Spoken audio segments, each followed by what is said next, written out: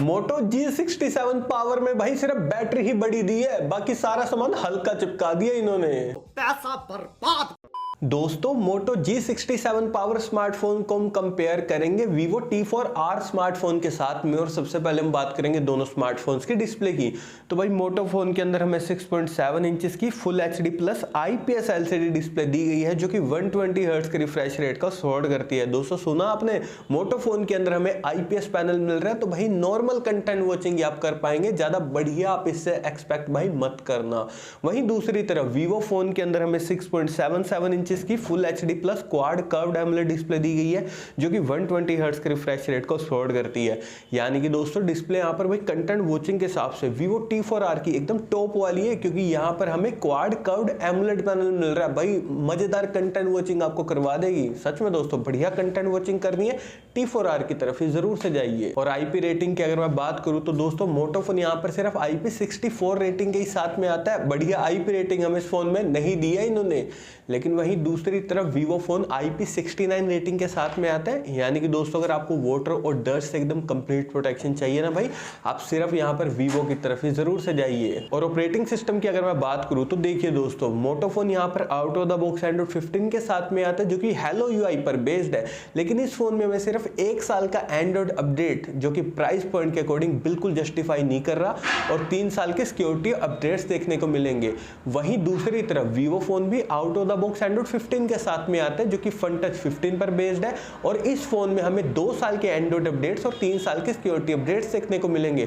तो ओवरऑल दोस्तों operating system और UI के मामले में दोनों स्मार्टफोन में बढ़िया है, उसमें आपको कोई दिक्कत नहीं आएगी। लेकिन एंड्रॉइड अपडेट्स के साथ में मोटो वालों ने यार यहाँ पर बहुत ही ज्यादा वाला कॉस्ट कटिंग कर दी, बिल्कुल जस्टिफाई नहीं कर रही है चीज। और चिपसेट की अगर मैं बात करूं तो दोस्तों मोटो फोन के अंदर हमें स्नैपड्रैगन 7S Gen 2 दिया गया, जो कि भाई 4 नैनोमीटर टेक्नोलॉजी पर बेस्ड है।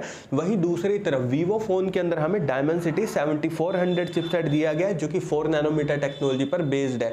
देखिए यार दोस्तों ये जो दोनों चिपसेट है ना भाई, डे टू डे परफॉर्मेंस के मामले में एकदम बढ़िया है, उसमें आपको कोई दिक्कत नहीं आएगी। दोनों फोन में कोई लैग वगैरह आपको ऐसा कुछ भी देखने को नहीं मिलेगा। लेकिन गेमिंग की अगर मैं बात करूं तो जो मोटो फोन में हमें स्नैपड्रैगन 7S Gen 2 मिल रहा है ना, एवरेज प्रोसेसर है, एवरेज वाली ही गेमिंग आपको करवाएगा।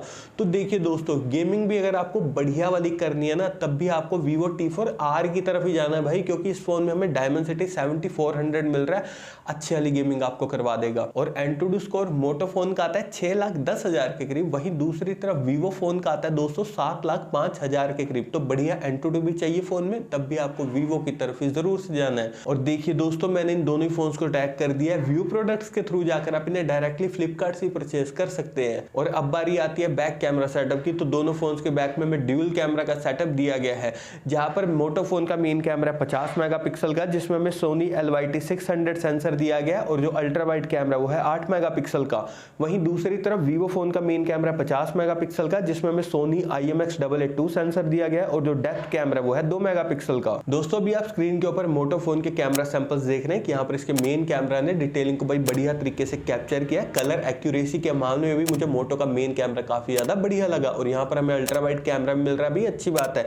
लेकिन दोस्तों मेन कैमरा से डिटेलिंग अगर आपको और भी बढ़िया वाली चाहिए, ज्यादा अच्छे वाले पोर्ट्रेट शॉट्स क्लिक करनी है, तब आपको Vivo की तरफ ही जाना है, क्योंकि यहाँ पर जो इसका मेन कैमरा ना 50 मेगापिक्सल का, भाई नेक्स्ट लेवल वाले पोर्ट्रेट शॉट्स क्लिक कर देता है।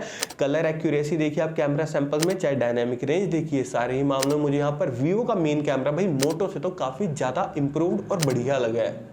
लेकिन यहाँ पर हमें सिर्फ 2 मेगापिक्सल का डेप्थ कैमरा मिल रहा है, जो कि बिल्कुल ही यूजलेस है यार। Vivo वालों को भाई अल्ट्रा वाइड कैमरा देना चाहिए, ये पता क्यों नहीं दे रहे। और दोस्तों वीडियो स्टेबलाइजेशन की अगर मैं बात करूं तो उसमें भी भाई फर्क है, क्योंकि मोटो फोन सिर्फ EIS टेक्नोलॉजी को सपोर्ट करता है। फोन इतना महंगा OIS का सपोर्ट दे सकते थे, लेकिन सिर्फ पैसे बचाने के चक्कर में इन्होंने नहीं दिया, कॉस्ट कटिंग इसके साथ कर दी।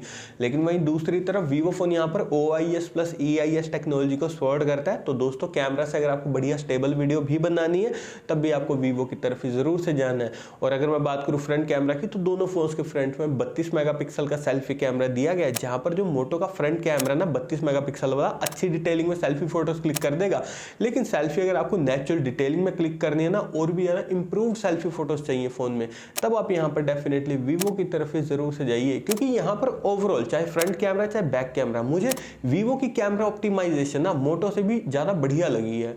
और मैक्सिमम वीडियो रिकॉर्डिंग आप दोनों ही फोन के फ्रंट और बैक कैमरा से 4K तक 30 FPS पर कर सकते हैं। बैटरी डिपार्टमेंट की अगर मैं बात करूं तो दोस्तों मोटो फोन यहाँ पर 7000 mAh की भाई बड़ी बैटरी के साथ में आता है, जो कि सिर्फ 30 वोल्ट की फास्ट चार्जिंग को सपोर्ट करता है। ये अजीब है, बैटरी इतनी बड़ी, चार्जिंग इतनी कम। वहीं दूसरी तरफ वीवो फोन के अंदर हमें 5700 mAh बैटरी दी गई है, जो कि 44 वोल्ट की फास्ट चार्जिंग को सपोर्ट करती है। देखिए दोस्तों, बड़ी बैटरी ही मेन प्रायोरिटी है, तब आपको यहाँ पर मोटो की तरफ जाना है। लेकिन मेरे अकॉर्डिंग यहाँ पर परफेक्ट फोन चाहिए ना बैटरी डिपार्टमेंट में भी, तब भी आपको वीवो को ही जरूर से कंसीडर करना चाहिए। और अगर मैं बात करूँ नेटवर्क कनेक्टिविटी की, तो दोनों फोन ट्रूली 5G कनेक्टिविटी के साथ में आते हैं। 3.5 mm जैक हमें मोटो फोन के अंदर दिया गया, लेकिन वीवो में भाई नहीं दिया गया। लेकिन दोनों फोन डुअल स्टीरियो स्पीकर के साथ में आते हैं। और सिक्योरिटी के लिए हमें मोटो फोन के अंदर side mounted fingerprint sensor plus face unlock दिया गया है। वहीं दूसरी तरफ वीवो फोन के अंदर हमें under display fingerprint sensor plus face unlock देखने को मिल जाता है। और अब लास्ट में हम बात करते हैं प्राइसिंग की। तो देखिए दोस्तों, मोटो फोन के 8 प्लस 128GB वेरिएंट की प्राइसिंग है 15,000 रुपए। वहीं दूसरी तरफ वीवो फोन के 8 प्लस 128GB वेरिएंट की प्राइसिंग है 19,500 रुपए। और अगर मैं यहाँ पर अपना पॉइंट ऑफ व्यू दूं ना इन दोनों फोन के लिए, तो देखिए दोस्तों, मोटो का फोन भाई प्राइस पॉइंट के अकॉर्डिंग मुझे एवरेज लगा। इसकी जगह पर आपको अगर फोन लेना ना 15,000 में, तो वीवो T4X को ले लेना। अदरवाइज दोस्तों, value for money deal phone चाहिए भाई, डेफिनेटली वीवो T4R को ले लो भाई, परफेक्ट बैलेंस्ड फोन है एकदम। और अगर मोटो में ही चाहिए तब मोटो H60 फ्यूजन को ले लेना, 20-21 हज़ार में फोन आपको मिल जाएगा।